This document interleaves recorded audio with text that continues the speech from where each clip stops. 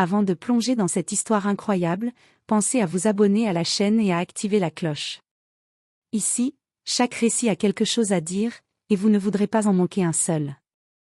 Michael Thompson regardait son restaurant depuis l'entrée, les mains crispées sur le comptoir. Le lieu, qu'il avait bâti de ses propres mains au cœur de Chicago, était censé être un endroit où chacun se sentirait accueilli et respecté. Mais ces dernières semaines, quelque chose avait changé. Ses employés, certains qu'il considérait presque comme sa famille, avaient commencé à le traiter avec un mépris qu'il ne pouvait plus ignorer. Lisa, la serveuse promue il y a 6 mois, et Jake, le jeune commis arrogant, se permettaient des remarques à peine voilées sur sa couleur de peau.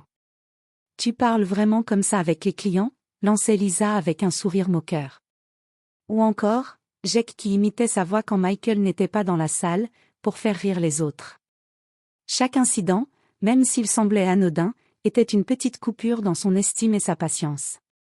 Ce soir-là, alors qu'il nettoyait les tables après le service, Michael sentit une rage froide le parcourir. Il se souvint des mots qu'il avait encaissés toute la journée, murmures derrière son dos, éclats de rire complices des employés, insinuations sur sa compétence. Tout cela à cause de sa couleur. Mais Michael n'était pas du genre à réagir impulsivement.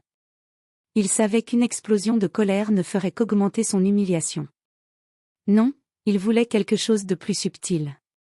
Une vengeance qui frapperait là où cela ferait le plus mal, mais de manière invisible. Il voulait que ses employés réalisent, par eux-mêmes, la gravité de leurs actes. Il s'assit sur une chaise, les yeux fixés sur la porte du restaurant, réfléchissant à chaque humiliation récente. Chaque détail, chaque remarque, chaque éclat de rire méprisant était enregistré dans son esprit. Il savait qu'il devait être patient, calculateur, et attendre le moment parfait pour agir. Ce moment viendrait bientôt. Et quand il arriverait, Michael ferait en sorte que ses employés se retrouvent face à leurs propres erreurs, de la manière la moins probable et la plus humiliante possible, mais cette fois, c'était lui qui tiendrait les rênes. Le restaurant était animé ce soir-là, plus que jamais. Michael avait organisé un dîner spécial pour ses employés, un événement qu'il voulait festif et valorisant. Les tables étaient décorées avec soin, les lumières tamisées créaient une atmosphère chaleureuse, et des petits cadeaux attendaient chaque employé pour les remercier de leur travail. Michael, vêtu de son meilleur costume, parcourait la salle avec un sourire poli, serrant des mains, échangeant quelques mots gentils. Mais à chaque pas, il sentait les regards moqueurs qui le scrutaient, les murmures derrière son dos. « Alors, chef, tu vas enfin apprendre à sourire correctement ?» lança Lisa en lui adressant un clin d'œil sarcastique devant quelques clients, qui levèrent un sourcil intrigué. Michael sentit une montée de colère, mais il la retint. Il inspira profondément, ses poings se serrant sous la table. Il ne voulait pas perdre le contrôle, pas ici, pas devant tout le monde. Il continua à distribuer des sourires et des compliments, feignant la bonne humeur. Puis ce fut Jake. Le jeune commis s'approcha de lui avec un air faussement innocent. « Chef, tu devrais laisser Lisa gérer cette partie, tu vas te tromper encore une fois. » Les rires étouffés des autres employés résonnèrent derrière lui. Michael sentit son cœur battre plus vite, mais il se força à rester calme. Il prit une profonde inspiration et répondit d'une voix mesurée, « Merci pour ton conseil, Jake. Je vais y réfléchir. » À la fin de la soirée, alors que les employés quittaient le restaurant, Michael resta seul à nettoyer les tables. Il nota mentalement chaque humiliation, chaque sarcasme, chaque éclat de rire complice. Tout était enregistré. Il savait désormais exactement qui avait besoin d'apprendre une leçon et comment il allait les faire tomber, mais pas aujourd'hui. Non, il attendrait.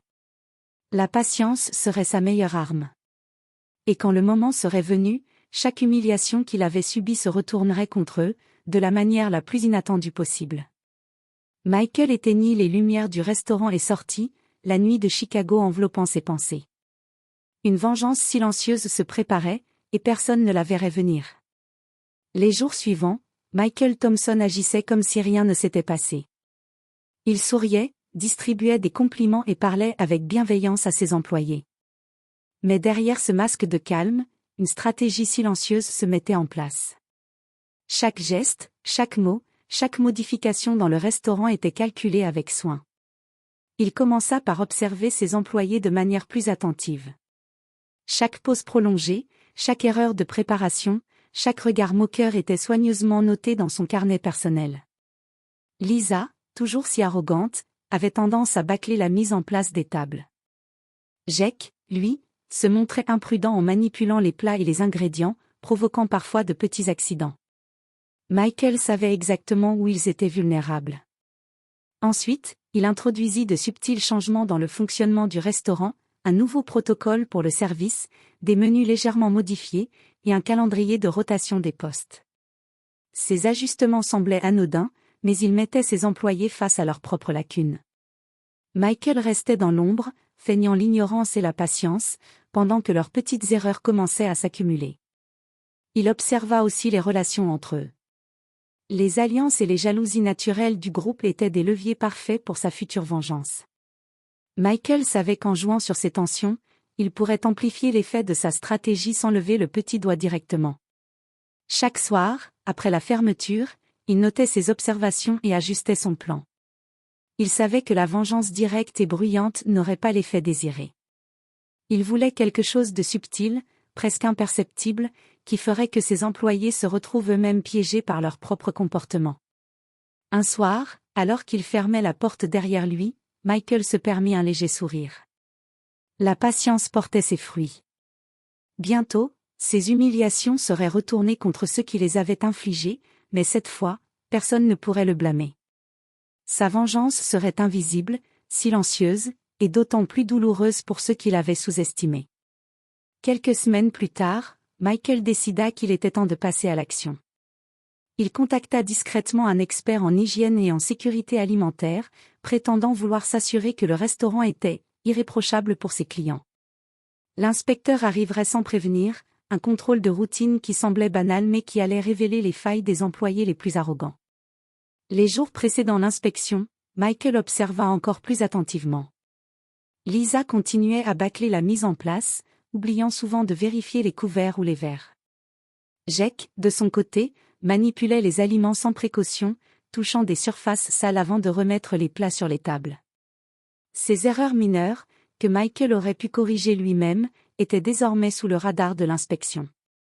Le jour J, Michael se tint à l'écart, comme un simple spectateur. Lisa fit tomber un plateau de verre sous le regard attentif de l'inspecteur, tandis que Jake oublia de respecter les consignes de sécurité alimentaire. Michael feignit la surprise et l'inquiétude, remerciant l'inspecteur pour ses recommandations. Mais à l'intérieur, un sentiment de satisfaction silencieuse grandissait. Après l'inspection, Michael invita ses employés à une réunion de débriefing. L'inspecteur expliqua calmement les infractions, sans révéler qui les avait commises. Mais les faits parlaient d'eux-mêmes. Les négligences, les erreurs et le manque de professionnalisme étaient désormais documentés. Lisa sentit un frisson parcourir son dos lorsqu'elle réalisa qu'elle ne pourrait pas se défendre. Jake, lui, tenta de plaisanter pour détourner l'attention, mais l'inspecteur n'était pas dupe. Michael resta impassible, le regard calme et contrôlé. Aucun mot de reproche direct ne franchit ses lèvres. Il savait que la honte et l'humiliation viendraient d'elles-mêmes. Ce soir-là, après la fermeture, Michael resta dans le restaurant, contemplant les conséquences silencieuses de sa stratégie. La patience, la discrétion et l'observation minutieuse avaient fonctionné à merveille. Il savait que le moment où ses employés seraient confrontés publiquement à leurs erreurs approchait. Et quand cela arriverait, ce serait bien plus humiliant que n'importe quelle confrontation directe. Quelques jours après l'inspection, Michael annonça une réunion spéciale avec tous ses employés. Il resta calme et souriant, comme si de simples discussions de routine allaient avoir lieu. Mais cette fois, les rôles allaient s'inverser. J'ai reçu le rapport de l'inspecteur, commença Michael, sa voix posée et professionnelle. Et je tiens à vous le partager pour que nous puissions tous apprendre et progresser. Puis, il distribua des copies du rapport. Les yeux des employés se posèrent sur les pages remplies de remarques sur les négligences, les erreurs de manipulation et les infractions aux règles d'hygiène. Lisa sentit un vertige monter lorsqu'elle lut la section qui mentionnait ses oublis répétés et ses erreurs de service. Jake, quant à lui, tenta de sourire, mais ses mains tremblaient en voyant ces manquements détaillés noir sur blanc. Michael continua, imperturbable, je suis certain que personne n'a fait exprès de négliger ses responsabilités. Mais ces erreurs ont un impact réel sur notre réputation et la sécurité de nos clients. Nous devons tous être responsables de nos actes. Les murmures commencèrent à se propager parmi les employés, et certains clients réguliers, qui étaient présents ce soir-là, commencèrent à poser des questions, intrigués par la gravité des remarques. La tension monta. Lisa baissa les yeux, humiliée, tandis que Jake se sentit piégé par son propre comportement irréfléchi. Michael resta silencieux pendant un moment, laissant le poids des mots et du rapport faire son œuvre. Aucun reproche direct, aucune confrontation dramatique. La honte venait de l'exposition publique de leurs propres erreurs, amplifiée par la présence des clients et de collègues. À la fin de la réunion, Michael conclut calmement, « J'espère que cela servira de leçon et que nous pourrons tous avancer avec plus de professionnalisme et de respect mutuel. » Alors que ses employés quittaient la salle, Michael les observa en silence. Les regards qu'il avait subis auparavant moqueurs, arrogants, méprisants s'étaient maintenant transformés en honte, en nervosité et en respect silencieux. Sa vengeance subtile avait fonctionné parfaitement. Pour Michael, ce soir-là, la victoire ne nécessitait ni cris, ni violence. Elle résidait dans la révélation que la vérité, même silencieuse, pouvait être l'arme la plus puissante. Les semaines qui suivirent l'exposition publique des erreurs de ses employés furent révélatrices. La réputation de Lisa et de Jake avait pris un coup irréversible. Les clients réguliers, auparavant indulgents avec leurs petites maladresses, commençaient à remarquer leur manque de professionnalisme. Certains évitaient même de demander à être servis par eux. Michael, quant à lui, resta calme et toujours aussi professionnel. Il ne fit jamais de commentaires désobligeants et ne fit aucune remarque publique sur les humiliations de ses employés. Mais son contrôle total de la situation était évident. Il avait transformé un espace de travail où il était autrefois méprisé en un lieu où son autorité et son respect étaient indiscutables. Lisa tenta de regagner son influence, mais chaque tentative se soldait par un échec. Ses collègues, ayant assisté à la réunion et pris conscience de ses erreurs, ne la soutenaient plus. Jake, lui, devint nerveux et hésitant, redoutant chaque interaction avec les clients et les collègues. Michael observa tout cela avec une satisfaction silencieuse. Il savait que sa vengeance n'avait pas besoin de violence ou de confrontation directe, la vérité, exposée au bon moment, avait suffi à renverser la situation. Les humiliations qu'il avait subies étaient maintenant retournées contre ceux qui les avaient infligées, et ce de manière presque parfaite. Un soir, alors qu'il fermait le restaurant, Michael s'arrêta un instant au milieu de la salle vide. Il inspira profondément, savourant le calme après la tempête. La patience, la planification et la subtilité avaient payé. Sa vengeance avait été exécutée avec intelligence, laissant une leçon durable à ceux qui l'avaient sous-estimé. Il sourit légèrement en regardant les tables bien rangées, les lumières tamisées et le comptoir impeccable. Ce lieu, qu'il avait bâti avec passion et résilience, n'était plus seulement un restaurant, c'était un symbole de sa force et de sa capacité à transformer l'humiliation en victoire silencieuse.